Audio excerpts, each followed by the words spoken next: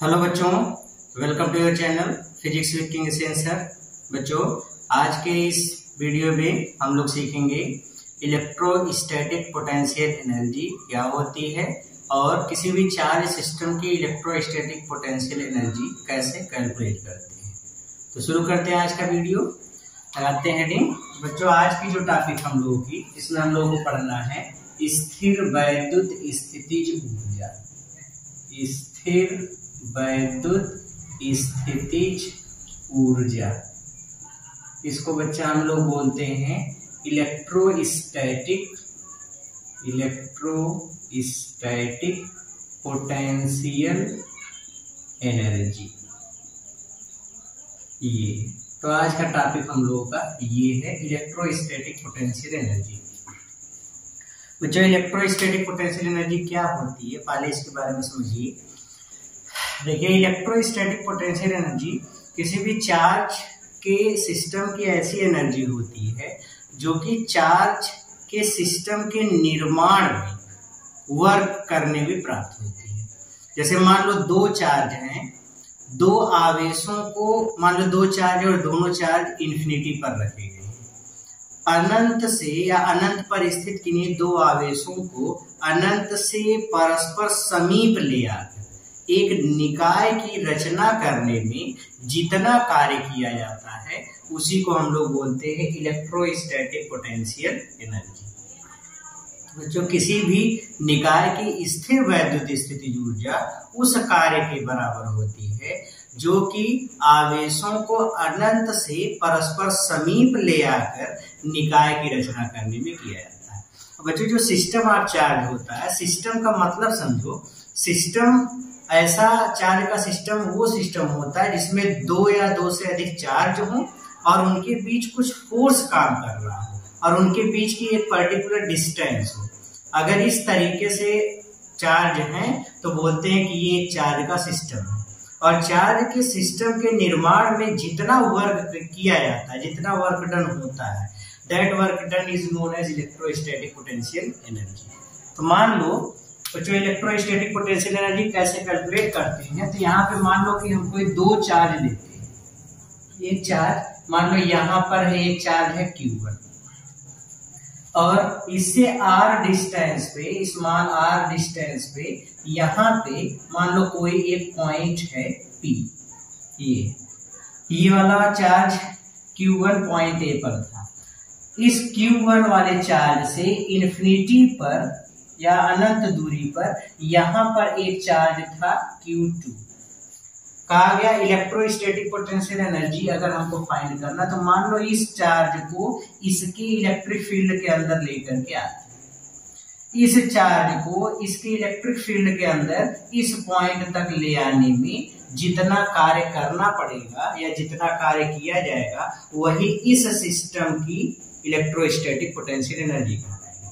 इस सिस्टम की electrostatic potential energy charge को अनंत से इस वाले चार्ज के इलेक्ट्रिक फील्ड के अंदर लेकर के आया गया। अब इस चार्ज को जब इसके इलेक्ट्रिक फील्ड के अंदर लेकर के आएंगे तो कुछ न कुछ काम करना पड़ेगा। भाई, ये वाला प्लस चार्ज इस प्लस चार्ज को रिपेल करेगा तो रिपल्सन के अगेंस्ट हमको कुछ कार्य करना पड़ेगा। चार्ज को यहाँ पे रखेंगे तब जाकर के एक सिस्टम का निर्माण होगा और वही सिस्टम के निर्माण में जितना कार्य किया गया that is electrostatic potential energy. तो वो वैद्युत स्थितिज ऊर्जा कहलाता है। वैद्युत स्थितिज ऊर्जा कैसे निकालेंगे? तो electrostatic potential energy find out करने के लिए सबसे पहले हम लोग वर्क डन निकालते हैं। क्या निकालते हैं? वर्क डन या किया गया कार्य निकालोगे बच्चों। वैद्युत क्षेत्र के भीतर किसी बिंदु तक आवेश को ले जाने में किया गया कार्य, अगर इस पॉइंट का पोटेंशियल हमको पता, इस चार्ज के कारण यहाँ का पोटेंशियल सपोज V कितना है V, तो V की वैल्यू अगर निकालो तो पॉइंट चार्ज के कारण r डिस्टेंस पे पोटेंशियल का फार्मूला हम लोग को पता है V equals K into Q by R। तो चार्ज है Q1 तो KQ1 बाई R, इतना पोटेंशियल होगा। अगर पोटेंशियल पता है तो इस पॉइंट पर चार्ज को ले आने में कितना कार्य करना पड़ेगा वो भी हम लोग निकाल सकते हैं। वर्क डन W ये बराबर होता है Q इंटू V, ये फार्मूला हम लोग पता है। भाई पोटेंशियल का formula V equals W by Q, तो यहाँ से W या वर्क डन निकालोगे तो V इंटू Q ये होता है, तो V इंटू Q इतना वर्क डन हो गया। अब Q इंटू V, अब देखो किस चार्ज को लेकर के आ रहे हैं, Q2 वाले चार्ज को लेकर के आ रहे हैं, तो यहाँ पे जब वर्क डन निकालेंगे तो ये हो जाएगा वर्क डन बराबर चार्ज कौन सा लेके आ रहे हैं Q2, और इस पॉइंट पर ले आ रहे हैं जहां का पोटेंशियल कितना है V, तो ये हो जाएगा वर्क डन बराबर Q2 into what is V, V की वैल्यू किसके बराबर K Q1 बाई, मतलब यहां से हमको मिल गया work done is equals K into Q1 Q2 by, ये इतना वर्क डन हो गया। बच्चों यही जो वर्क डन है इसी को हम लोग बोलते हैं electrostatic potential energy, electrostatic potential energy, तो इलेक्ट्रोस्टैटिक पोटेंशियल एनर्जी हो गई। अच्छा, इलेक्ट्रोस्टैटिक पोटेंशियल एनर्जी को U से रिप्रेजेंट करते हैं, तो ये हो गया U equals K Q1 Q2 upon R, इतनी इलेक्ट्रोस्टैटिक पोटेंशियल एनर्जी होती है किसी भी चार्ज सिस्टम की। तो अगर बच्चों कहीं पर भी कोई दो चार्ज का सिस्टम हो, कहीं पर भी अगर दो चार्ज का एक सिस्टम है तो टू चार्ज सिस्टम की पोटेंशियल एनर्जी कितनी होती है, इलेक्ट्रोस्टैटिक पोटेंशियल एनर्जी, अगर दोनों एक दूसरे से r डिस्टेंस पे है तो K Q1 Q2 by R, ये फार्मूला है। एक इम्पॉर्टेंट चीज इसमें ये है, इसको नोट कर लीजिए, फिर मैं मिटा दूं इसको, हो गया नोट, ओके। एक इम्पॉर्टेंट चीज इसमें ये है बच्चों कि इलेक्ट्रोस्टैटिक पोटेंशियल एनर्जी कैलकुलेट करते समय चार्ज को विथ साइन लिया जाता है। ऐसा इसलिए क्योंकि पोटेंशियल जो होता है या विभव जो होता है ये पॉजिटिव और निगेटिव चार्ज के कारण पोटेंशियल पॉजिटिव और निगेटिव होता है, इसलिए जब भी हम लोग इलेक्ट्रोस्टैटिक पोटेंशियल एनर्जी कैलकुलेट करते हैं तो चार्ज को विथ साइन लेते हैं। एग्जाम्पल के लिए जैसे मान लो यहाँ पर एक चार्ज है Q1, इससे R डिस्टेंस पे यहाँ पे एक चार्ज है Q2, दोनों प्लस प्लस हैं। एक चार्ज यहाँ पे लिया गया Q1 माइनस में और इससे R डिस्टेंस पे एक दूसरा चार्ज लिया गया माइनस Q2।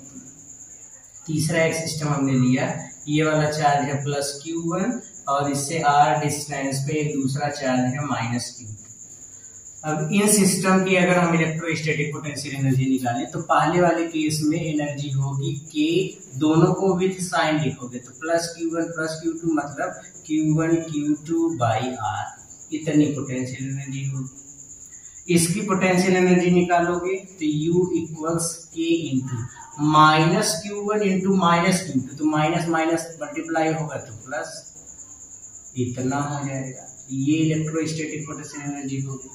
इसकी इलेक्ट्रोस्टैटिक पोटेंशियल एनर्जी निकालोगे तो U equals K into plus Q1 into minus Q2, तो ये हो गया माइनस, माइनस को पहले लिख लेते हैं, minus K Q1 Q2 by R, इतनी इलेक्ट्रोस्टैटिक पोटेंशियल एनर्जी मिलेगी। तो बच्चा एक चीज यहाँ से ये क्लियर है कि जब भी हम लोग इलेक्ट्रोस्टैटिक पोटेंशियल एनर्जी कैलकुलेट करेंगे तो चार्ज को हमेशा विथ साइन लेंगे, कैसे लेंगे, विथ साइन। ओके, एक एग्जांपल देखिए इस पे इलेक्ट्रोस्टैटिक पोटेंशियल एनर्जी कैसे कैलकुलेट करते हैं। ध्यान से देखो बच्चों, पहला एग्जांपल लेते हैं। आपसे कहा दिया गया कि दो चार्ज हैं, एक चार्ज यहाँ पे है प्लस 5 माइक्रोकूलम का, इससे 5 सेंटीमीटर की डिस्टेंस पे एक दूसरा चार्ज है 10 माइक्रोकूलम का।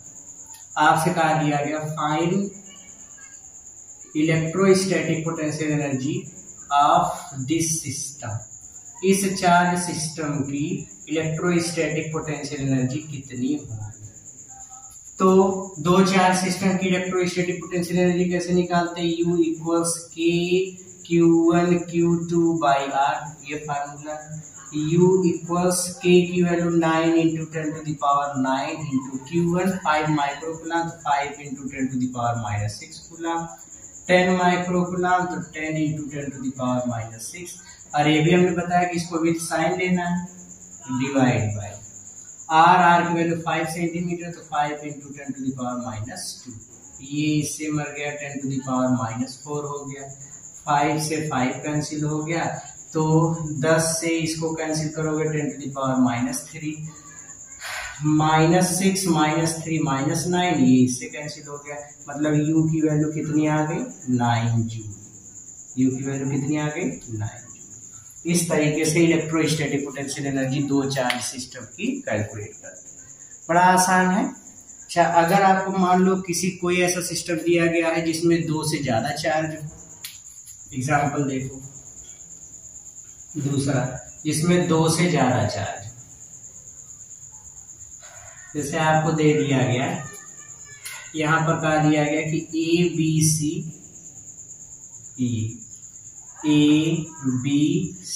ये एक समबाहु त्रिभुज है, ये कैसा त्रिभुज है, समबाहु त्रिभुज है ये।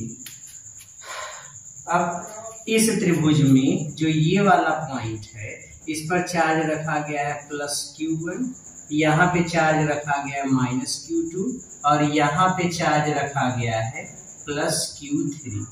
इनके बीच की लेंथ सब एक जैसी है, मान लो ये वाली लेंथ L है, तो ये भी L होगी, ये भी।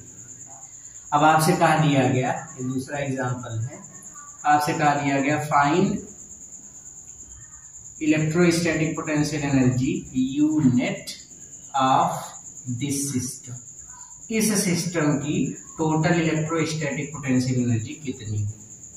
तो बच्चों, इलेक्ट्रोस्टैटिक पोटेंशियल एनर्जी निकालने के लिए सबसे सिंपल तरीका क्या है कि हम सबसे पहले इसमें दो चार्ज सिस्टम के पेयर बना देंगे। जितने पेयर, पहले देखेंगे कितने पेयर बन रहे हैं। जैसे यहाँ पे देखोगे तो एक पेयर इन दोनों का बन रहा है ए बी वाले का, एक पेयर ए सी वाले का, एक पेयर बी सी वाले, इससे ज्यादा पेयर नहीं बन रहे। तो दो चार्ज के कितने पेयर बन रहे उसको बना लो, और जितने पेयर बन रहे हर पेयर की इलेक्ट्रोस्टैटिक पोटेंशियल एनर्जी निकाल लो, और सबकी एनर्जी को ऐड कर दो, क्योंकि एनर्जी एक स्केलर क्वांटिटी है। जैसे यहाँ पे अगर मैं निकालूं तो मान लो इस वाले पेयर की एनर्जी है U1, इस वाले पेयर की एनर्जी है U2, इस वाले पेयर की एनर्जी है U3।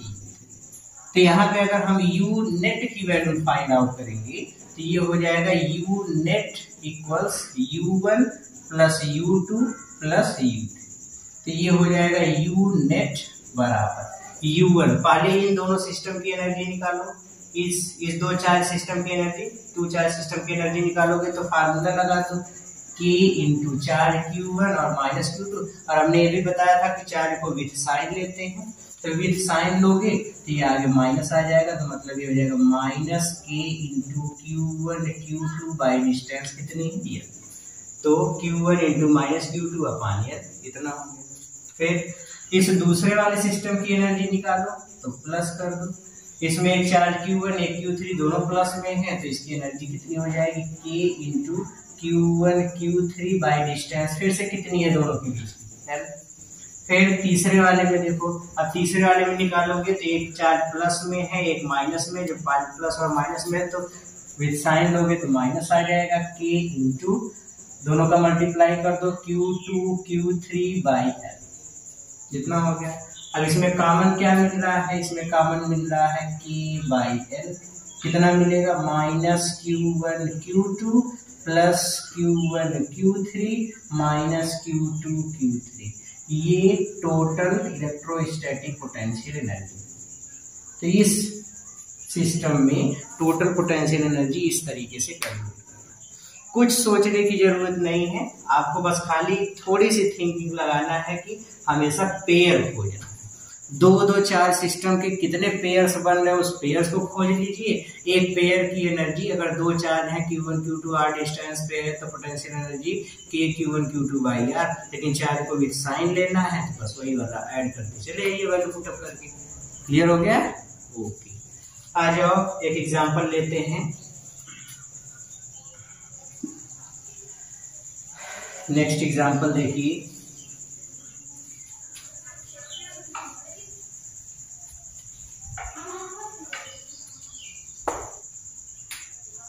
Question number 3। यहाँ पे आप देखो बच्चा, जैसे मान लो आपसे कहा दिया गया कि कोई एक स्क्वायर, एक वर्ग की प्रत्येक भुजा की लंबाई ए, इस पर चार्ज रखा गया +q, इस पर रखा गया -q, इस पर रखा गया +q, इस पर रखा गया -q। अब आपसे कहा दिया गया कि इस सिस्टम की इलेक्ट्रोस्टैटिक पोटेंशियल एनर्जी कितनी होगी। Find unit of this system. इस सिस्टम की टोटल इलेक्ट्रोस्टैटिक पोटेंशियल एनर्जी कितनी होगी, ये आपको फाइंड करना है। तो पोटेंशियल एनर्जी फाइंड करने के लिए हमने आपको क्या तरीका बताया था? हमने आपको बताया था 2-2 के पेयर बनाते चले जाओ, पेयर बना करके सबको ऐड करते चले जाओ। तो पहले देखो 2-2 के कितने पेयर बनेंगे। लेट अस ABCD, इसको हम मान लेते हैं ABCD।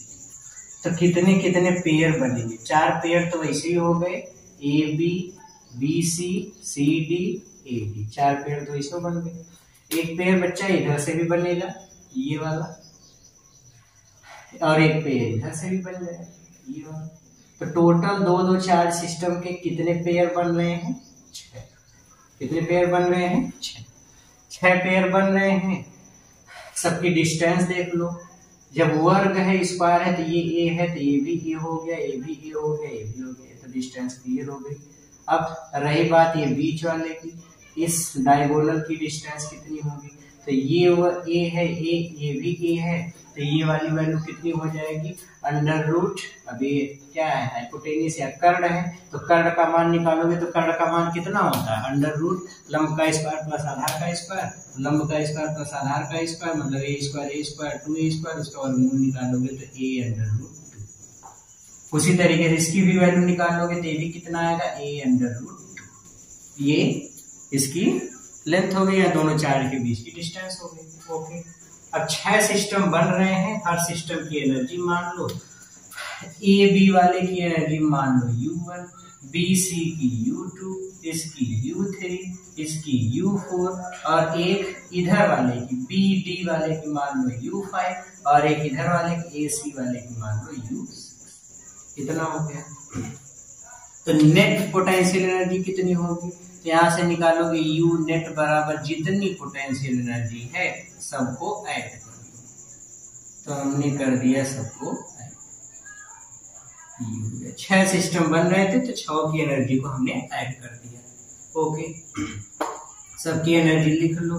U1 पहले वाले की एनर्जी देखो, एक थे प्लस में, एक थे माइनस में, तो माइनस में एनर्जी होगी K, Q का Q में गुणा करोगे Q² बाई डिस्टेंस कितना? 1, तो 1 कर दो। U2 की वैल्यू फिर से 1 प्लस 1 माइनस हो गया, तो फिर से U2 की वैल्यू माइनस में होगी, K इंटू Q² डिस्टेंस है 1। फिर U3 वाले में देखोगे, एक प्लस एक माइनस है, तो फिर से माइनस में होगा K into Q² by distance कितनी दोनों के बीच की? 1। फिर प्लस U4 वाले में 1 प्लस चार्ज 1 माइनस चार्ज, फिर से माइनस में होगी एनर्जी, तो माइनस K इंटू Q² दोनों के बीच की डिस्टेंस फिर से कितनी है? 1। अब रही बात इस वाले सिस्टम की, इस वाले सिस्टम की U5 निकालोगे। U5 इसमें देखो, इस बार दोनों चार्ज माइनस माइनस में सेम नेचर, तो -Q प्लस Q होगा, मतलब एनर्जी पॉजिटिव होगी, तो K इंटू Q² बटे, अब दोनों के बीच की डिस्टेंस कितनी है? A√2। इसी तरीके से U6 निकालोगे इस वाले सिस्टम की। अब इस सिस्टम की एनर्जी निकालोगे U6, इस वाले सिस्टम की एनर्जी निकालोगे, दोनों प्लस में है इसलिए प्लस में मिलेगा, तो K इंटू Q² बटे, फिर से डिस्टेंस कितनी? A√2। अभी यहाँ पे देखो, तो ये सब सेम क्वांटिटीज हैं, 4 बार है तो 4 हो गया, -4 into K Q² by A, फिर प्लस ये वाली क्वांटिटी 2 बार है तो 2 into K Q² by A√2। इसको बच्चों यहाँ से कैंसिल कर दो, √2 हो गया। कितना मिल गया? -4 K Q², इधर लिखते हैं यहाँ पे, यहाँ पे लिखोगे तो कितना हो जाएगा? ये -U net is equals 4 into के क्यू स्क्वायर बाई ए, और यहाँ पे मिल जाएगा प्लस √2 के Q square by A. Common क्या है, के क्यू स्क्वायर बाई ए, कितना मिला -4 प्लस √2। ये इस सिस्टम की नेट इलेक्ट्रोस्टैटिक पोटेंशियल एनर्जी। तो तरीका आई होप कुछ समझ में आ रहा होगा कि किसी भी चार्ज सिस्टम की नेट इलेक्ट्रोस्टैटिक पोटेंशियल एनर्जी कैसे कैलकुलेट करना है। ठीक है, तो कभी भी अगर कोई भी चार्ज सिस्टम देता है तो उस चार्ज सिस्टम में आप पहले दो चार्ज का पेयर बना लो। पेयर बनाने के बाद हर एक पेयर की इलेक्ट्रोस्टैटिक पोटेंशियल एनर्जी सब आपस में जोड़ते चले जाओ, तो पूरे सिस्टम की पोटेंशियल एनर्जी आपको मिल जाएगी। क्लियर हो गया? तो ये तो रही बात बच्चों उस समय जब हमको चार्ज अलग अलग दिया गया है या कई चार्ज भी दिए गए हैं, उसमें इलेक्ट्रोस्टैटिक पोटेंशियल एनर्जी कैलकुलेट करने का तरीका। अब देखो एक स्पेशल केस जो कि हम लोग पढ़ते आए हैं अपने सिलेबस में, इलेक्ट्रिक डाइपोल। तो डाइपोल की इलेक्ट्रोस्टैटिक पोटेंशियल एनर्जी कैसे कैलकुलेट करते हैं, इसको समझते हैं। अच्छा, डाइपोल की इलेक्ट्रोस्टैटिक पोटेंशियल एनर्जी कैलकुलेट करने से पहले हमको वर्क डन कैलकुलेट करना पड़ेगा, क्योंकि पोटेंशियल एनर्जी होती क्या है। तो अभी हमने पढ़ा कि सिस्टम के निर्माण में जितना वर्क डन होता वही उसकी पोटेंशियल एनर्जी होती है। डाइपोल इन इलेक्ट्रिक फील्ड में डाइपोल की पोटेंशियल एनर्जी कितनी होती है। तो इलेक्ट्रिक फील्ड में डाइपोल की पोटेंशियल एनर्जी कैसे निकालते हैं, इस चीज को देखिए। मान लो बच्चों यहाँ पे एक इलेक्ट्रिक डाइपोल है। क्या है? Electric dipole. ये -q चार्ज है, ये +q चार्ज है, इनके बीच की डिस्टेंस 2l है, ये इन्फिनिटी। और यहाँ पर एक इलेक्ट्रिक फील्ड है, एक यूनिफॉर्म इलेक्ट्रिक फील्ड है E। बच्चों इलेक्ट्रिक फील्ड के अंदर डाइपोल की इलेक्ट्रोस्टैटिक पोटेंशियल एनर्जी उस कार्य के बराबर होती है जो डाइपोल को इन्फिनिटी से इलेक्ट्रिक फील्ड के अंदर किसी पॉइंट तक ले आने में किया जाता है। मान लो ये पॉइंट P है, जहां पर हम इस पॉइंट P पर इस इलेक्ट्रिक डाइपोल को लेकर के आ रहे हैं। तो बच्चों जैसे हम इलेक्ट्रिक फील्ड के अंदर इंटर करेंगे, इलेक्ट्रिक फील्ड के अंदर इंटर करते ही इसके नेगेटिव और पॉजिटिव चार्ज पर एक फोर्स लगेगा। ठीक है, ओके। नेगेटिव और पॉजिटिव चार्ज पे एक फोर्स लगेगा। अब वो फोर्स जो लग रहा है उस फोर्स के कारण, जैसे इसको अब जब हम नेगेटिव चार्ज को लेकर के आएंगे इलेक्ट्रिक फील्ड के अंदर, तो इलेक्ट्रिक फील्ड के अपोजिट डायरेक्शन में फोर्स लगेगा। ठीक है, पॉजिटिव चार्ज को लेकर के आएंगे तो इलेक्ट्रिक फील्ड की डायरेक्शन में फोर्स लगेगा। अब कितना वर्क डन किया जाएगा, कितना कार्य किया जाएगा, तो वर्क डन निकालोगे तो बच्चों मान लो नेगेटिव चार्ज को जब हम इलेक्ट्रिक फील्ड के अंदर लेकर के आएंगे, तो नेगेटिव चार्ज को इलेक्ट्रिक फील्ड के अंदर ले आने पर नेगेटिव चार्ज इस इलेक्ट्रिक फील्ड से, मान लो इलेक्ट्रिक फील्ड से जहां से इलेक्ट्रिक फील्ड स्टार्ट हुई वहां से पॉइंट P की डिस्टेंस है x। तो जैसे हम डाइपोल को यहाँ पे लेकर के आएंगे तो जिस समय +q वाला चार्ज x डिस्टेंस ट्रेवल करेगा, उसी समय -q वाला चार्ज 2l डिस्टेंस और अतिरिक्त चला जाएगा। नहीं समझ में आ रही बात? फिर से समझो। जैसे अगर हम इस पूरे डाइपोल को यहाँ पे रखें, तो जैसे ही यहाँ पे +q चार्ज पहुंचेगा तो -q वाला चार्ज तो 2l डिस्टेंस ट्रेवल करके यहाँ पे पहुंच जाएगा। -q वाला चार्ज 2l, अब -q तो 2l और इधर है तो इधर और चला जाएगा। अगर हम +q चार्ज को यहाँ पे लेकर के आए, क्योंकि डाइपोल को इस पॉइंट तक लेकर के आना है, तो नेगेटिव और पॉजिटिव दोनों यहाँ तक पहुंचेंगे तभी डाइपोल यहाँ पर आएगा। तो जैसे ही +q चार्ज यहाँ पर पहुंचेगा तो +q के यहाँ पर पहुंचते ही तो -q वाला 2l और इधर चला जाएगा, बिल्कुल चला जाएगा। तो 2l और ये इधर चला गया, तो 2l डिस्टेंस इसने अतिरिक्त तय कर दिया। कितना? 2l।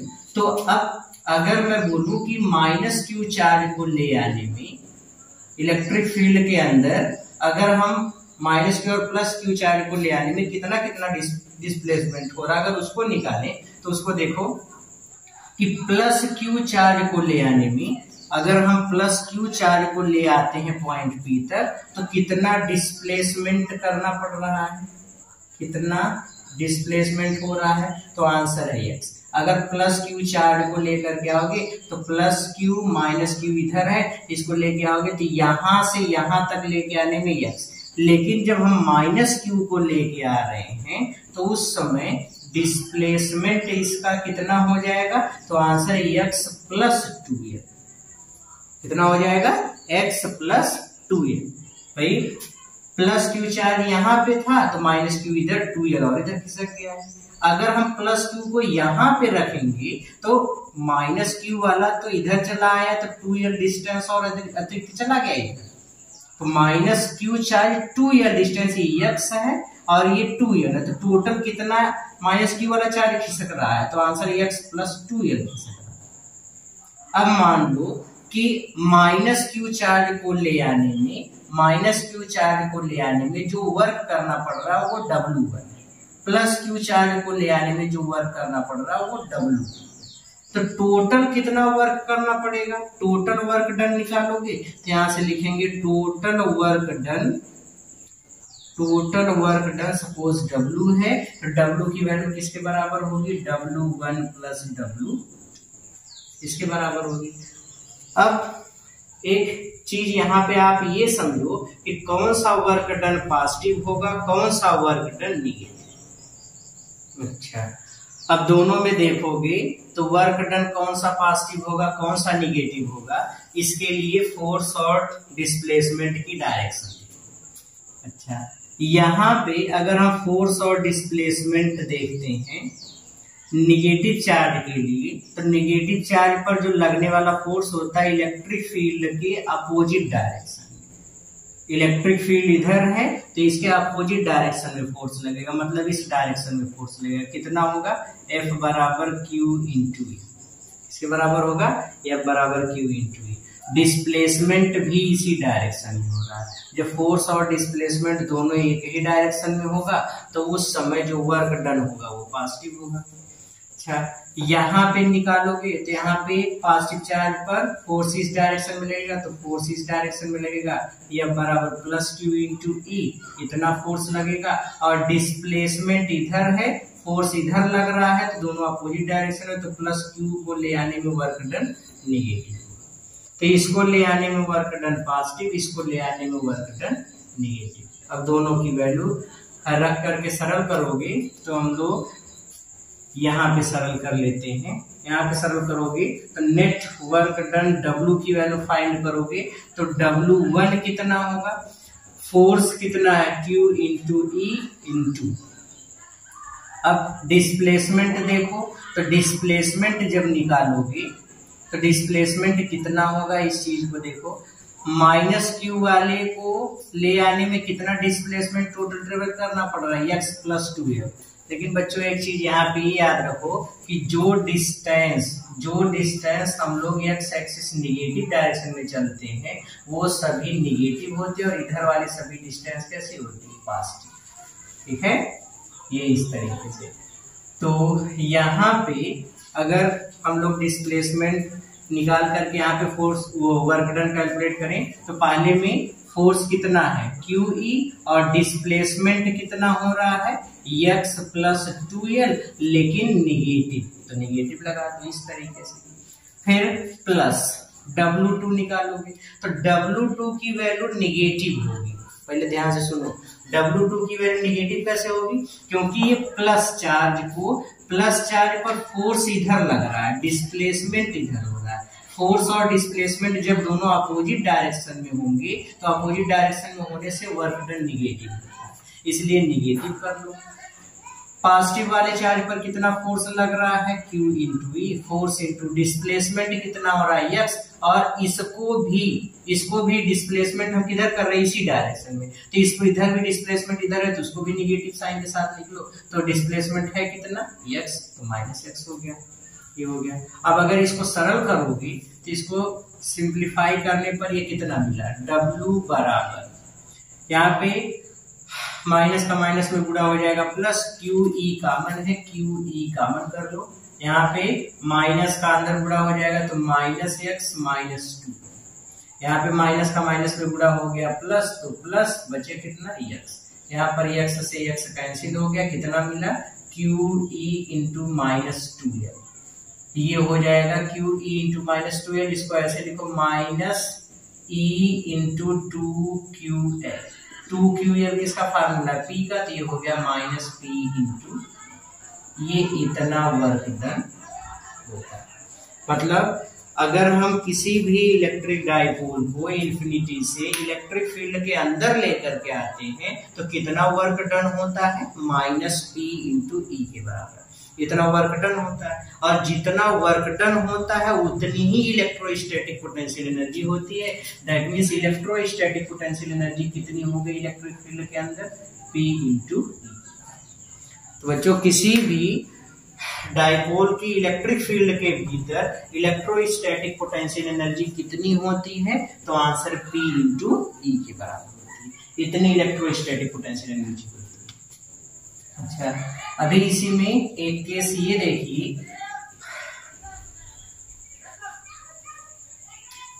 इसमें आप देखोगे बच्चों एक केस, जैसे मान लो कि यहाँ पे अभी हमने बताया कि इलेक्ट्रिक फील्ड के भीतर जो ये इलेक्ट्रिक फील्ड है ये, और इलेक्ट्रिक फील्ड के भीतर इलेक्ट्रिक डाइपोल को हम लेकर के आ रहे हैं इस तरीके से, minus Q plus Q charge है, इनके बीच की डिस्टेंस 2l, इसको ऐसे लेकर के आ रहे हैं। जब यहाँ पे लेकर के आ रहे हैं तो देखो इलेक्ट्रिक फील्ड के भीतर इलेक्ट्रिक डाइपोल मोमेंट और इलेक्ट्रिक फील्ड जब दोनों एक ही डायरेक्शन में होंगे, दैट मीन्स थीटा की वैल्यू 0 डिग्री होगी, उस समय अभी जो हम लोगों ने केस डिस्कस किया यही है, थीटा बराबर 0 डिग्री। थीटा बराबर 0 डिग्री पर जो वर्क डन होता है वो किसके बराबर होता है, माइनस पीई, और यही work done electrostatic potential energy होती है, यू बराबर माइनस पी इंटू, इतना इलेक्ट्रोस्टैटिक पोटेंशियल एनर्जी हो गई। ठीक है। अच्छा, अगर हम यहीं पर इस इलेक्ट्रिक डाइपोल को किसी एंगल पर लेकर के आते हैं, जैसे इलेक्ट्रिक फील्ड इधर है और इलेक्ट्रिक डाइपोल में ये नेगेटिव चार्ज पॉजिटिव चार्ज, ये इलेक्ट्रिक डाइपोल मोमेंट है। इलेक्ट्रिक डाइपोल मोमेंट या वैद्युत द्विध्रुव आघूर्ण इस इलेक्ट्रिक फील्ड की डायरेक्शन से थीटा एंगल पर, अगर ये थीटा एंगल पे आता तो जो इलेक्ट्रोस्टैटिक पोटेंशियल एनर्जी होती उसका फार्मूला हम लिखते U बराबर minus P E cos theta. कितना होगा, U बराबर minus P E cos theta. Important है, इसको अच्छे से लर्न कर लेंगे। तो अगर किसी इलेक्ट्रिक डाइपोल को इलेक्ट्रिक फील्ड के अंदर, इलेक्ट्रिक डाइपोल को इलेक्ट्रिक फील्ड के अंदर थीटा एंगल पर लेकर के आएंगे तो इलेक्ट्रिक फील्ड के अंदर उस डाइपोल की इलेक्ट्रोस्टैटिक पोटेंशियल एनर्जी किसके बराबर होगी, तो आंसर U बराबर minus P E cos theta. अब यहाँ पे हम लोग अलग अलग केसेस में इलेक्ट्रोस्टैटिक पोटेंशियल एनर्जी निकाल सकते हैं। जैसे मान लो पहले केस में जब दिया गया है कि जब हम डाइपोल को इस तरीके से लेके आए जब P और E दोनों एक ही डायरेक्शन में, अब अगर P और E एक ही डायरेक्शन में होंगे तो थीटा कितना हो जाएगा, 0। जैसे मान लो अलग अलग केसेस हम लोग देखते हैं कब इलेक्ट्रोस्टैटिक पोटेंशियल एनर्जी कितनी होगी। अब ध्यान से देखो, एक एक स्टेप हम क्लियर कर रहे हैं, यहाँ से समझो। जैसे मान लो ये इलेक्ट्रिक फील्ड है ये, और डाइपोल को अनंत से हम लेकर के आ रहे हैं इलेक्ट्रिक फील्ड के अंदर, इधर हम ऐसे लेकर के आ रहे हैं। अब इलेक्ट्रिक फील्ड की डायरेक्शन और इलेक्ट्रिक डाइपोल मोमेंट P की डायरेक्शन, दोनों की डायरेक्शन सेम है। P भी इसी तरफ है और E भी इसी तरफ है। जब दोनों एक ही डायरेक्शन में होंगे तो उस समय इलेक्ट्रोस्टैटिक पोटेंशियल एनर्जी U का formula minus P E cos theta. जब P और E दोनों एक ही डायरेक्शन में होंगे तो थीटा 0, कॉस 0 की वैल्यू 1, तो मतलब U की वैल्यू कितनी हो गई, माइनस पी, इतनी हो गई। ठीक है। अच्छा, अगर हम इसी को इलेक्ट्रिक फील्ड के परपेंडिकुलर लेकर के आते, इलेक्ट्रिक फील्ड इधर है और डाइपोल को ऐसे लेकर के आते, यहाँ पे मान लो नेगेटिव चार्ज, यहाँ पे मान लो पॉजिटिव चार्ज, ये इलेक्ट्रिक डायपोल मूवमेंट की डायरेक्शन। तो P की डायरेक्शन ऊपर, E की डायरेक्शन इधर, तो थीटा कितना हो गया 90 डिग्री। इस समय फार्मूले में PE cos 90 की वैल्यू 0, मतलब टोटल एनर्जी 0। कितनी एनर्जी?